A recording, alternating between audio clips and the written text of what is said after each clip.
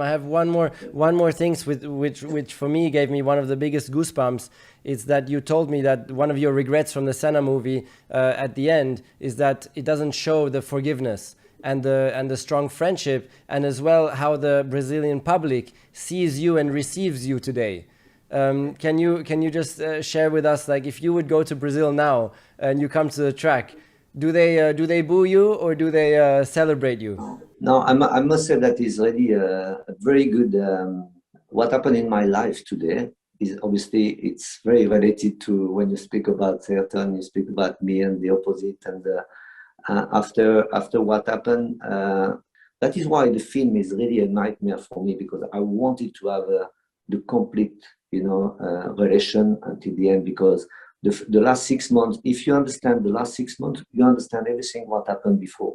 I don't think negative about this relation because it's part of the history, and that is why I'm also here, because it's the popularity and whatever. But when Ayrton died, before we had a 50-50, and people 50 they love you, 50 they hate you, especially on my side. And I've had a lot of problem in France, a lot of problem in France, in my country. When Ayrton died, we had a sort of the community, they went together, and it's so I have a connection with a lot of Brazilian, and my Instagram, the most followers from far they are in Brazil, That's amazing. yeah.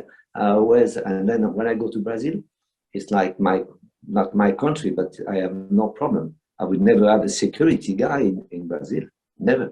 I've been to Ayrton's house with the family.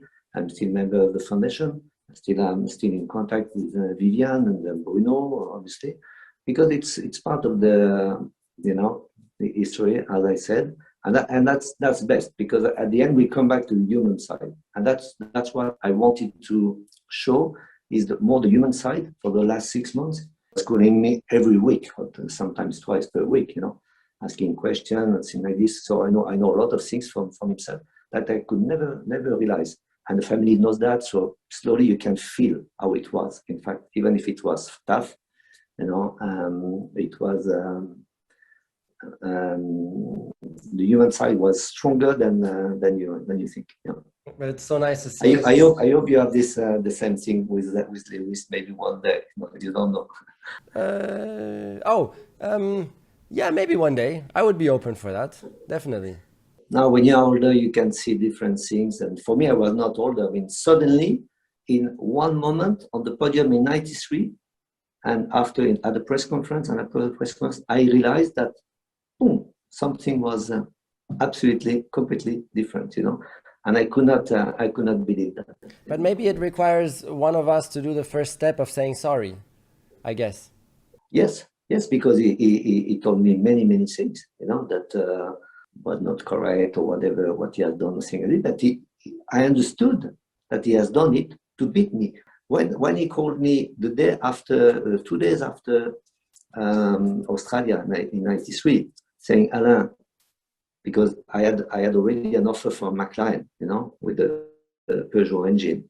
He said, "Oh, please come back. I'm not motivated to other guys, and motivating about yourself. And I lost my goal. I lost my motivation." I said, "Shit, why are you telling me that?" Did you also say sorry? I said sorry about the article. I said sorry about that, but much before that, during the year, in '89. Yeah. I went to see him in the motorhome because we were talking in the motorhome when he didn't talk to me anymore. Yeah. When we had a briefing, technical briefing, we were talking like if you were like your dad, like Nicky, like normal, absolutely normal. And I promise you that I never lied or I never hid something when we were in a technical briefing. And I must say that I'm sure, and I cannot be 100%, but I'm sure that he has not lied also himself on the technical side. After it was closed door. And one day I remember he came back to the motorhome and said, "Okay, Nathan, I want to tell you that I spoke off to my friend for 20 years. I'm sorry about what happened. I did not want to do it. I just want you to, but excuse me. That's the only time I did it."